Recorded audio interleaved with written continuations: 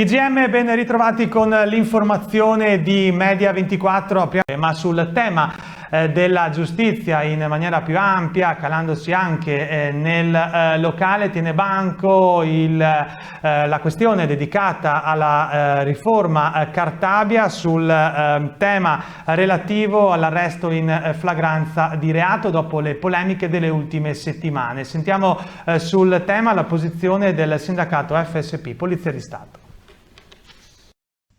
Ma quello di cui si sta parlando in questi giorni ci fa solo che tornare indietro con gli anni, circa al 2015, quando furono introdotti e depenalizzati nel nostro ordinamento alcuni reati. Cosa vuol dire depenalizzati? Alcuni reati furono considerati meno gravi e irrilevanti. Purtroppo, come è accaduto a Jesolo, si parla di danneggiamento, un danneggiamento semplice, che se non riesce ad essere considerato un danneggiamento grave, la persona, l'imputato, diventa impunibile. Ma come questo ce ne sono tanti altri. Noi delle forze dell'ordine ci siamo indignati subito all'epoca perché alcuni reati, tipo la resistenza, l'oltraggio a pubblico ufficiale, furono reati e sono reati che sono stati depenalizzati.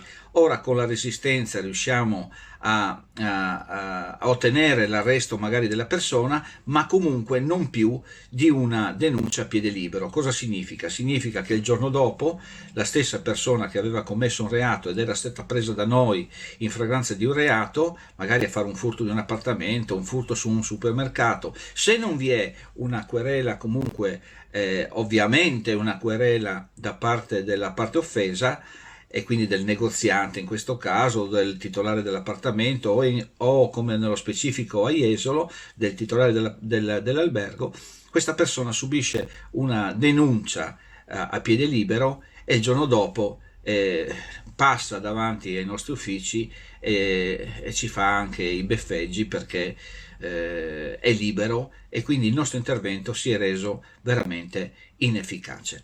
Questo è quello che dispiace agli operatori della polizia, agli operatori delle forze dell'ordine, ma soprattutto ai cittadini. Credo che sia la cosa più importante, avere la sicurezza che quando si chiama al numero unico l'uomo delle forze dell'ordine, la sentinella della legalità, arrivi per mettere fine a questa tipologia di reato, in questo caso semplice, meno importante per taluni, ma credo importante per chi ha dei beni propri a cui vengono deturpate la propria proprietà, ma soprattutto la propria privacy.